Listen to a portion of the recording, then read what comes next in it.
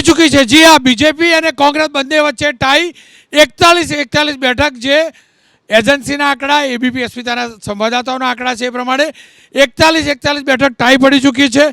એના કરતાં પણ વિશેષ ઇલેક્શન કમિશનના જે આંકડા છે એમાં બીજેપી કોંગ્રેસ કરતાં હરિયાણામાં 6 બેઠક વધુ આગળ છે।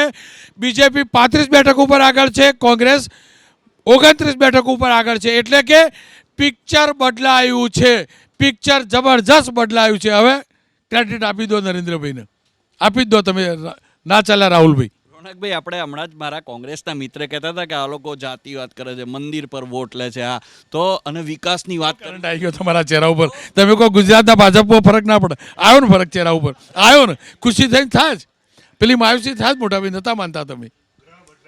ના, એટલે હું ફરીથી કહું છું રોનકભાઈ કે જે મિત્રો કહેતા હતા હમણાં જ, એટલે 10 મિનિટ પહેલાંની જ વાત હતી કે ભાઈ વિકાસની વાત કરો, તો 10 વર્ષ સુધી લોકોએ મહેનત કરી છે। જે અમારા ચૂંટાયેલા પ્રતિનિધિઓએ 10 વર્ષ જે મહેનત કરી છે હરિયાણાના લોકો જોડે, એનું આ પરિણામ છે। એટલે અમારા પર જે ઘણીવાર આક્ષેપ જે લગાવવામાં આવે, રોકો, ભાજપ આગળ નીકળી ચૂક્યું છે, બીજેપી 42, કોંગ્રેસ 40। હવે તો એકદમ ખુશ થઈ જાઓ। જો મારા વરિષ્ઠ નેતા પણ અહીંયા બેઠા છે, એમને પણ પહેલાં કીધું જ હતું કે અમે લોકો જે પ્રદર્શન કરીશું સારું છે। એટલે અમને સ્વાભાવિક છે, ઉત્સાહ હોય જ, અને એમાં કોઈ ના નથી। અને ગુજરાતની જો તમે વાત કરતા હો ફરીથી, તો ગુજરાતની અંદર તો ખૂબ જ સારા પરિણામ આવતા રહ્યા છે ને આવતા રહેશે। એટલે ઉત્સાહ વધશે ને હવે?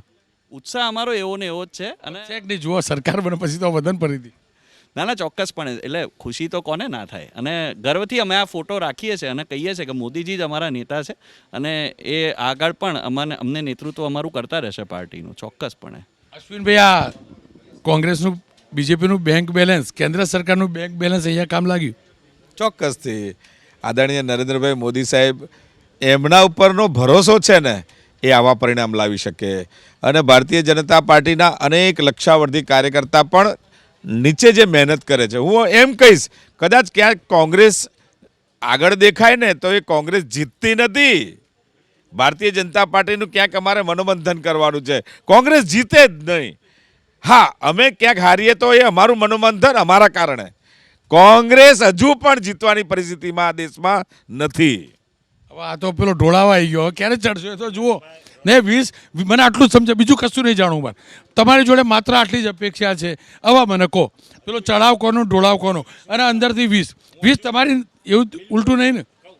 તમને સામે આપણે જે છે સ્ક્રીન ઉપર તમે જુઓ કે જે ભારતીય જનતા પાર્ટીને અત્યારે વોટ મળ્યા છે ને, જે એ 1200-1500 એનાથી જ આગળ છે। એટલે હજુ સમજવાની વાત છે, એમાં અમારે પેલા મોહમ્મદ ખાન 13,000થી આગળ છે। એટલે હજુ તમે એટલા તમારા હજુ તમે જો આ રૂઝાન છે, પરિણામ નથી રોનકભાઈ। અને હજુ આગળ ગયા હતા તમે, 60 ઉપર ગયા હતા, એમને 60 ગયા હતા એટલે તમને એ રૂઝાન નતા દેખાતા।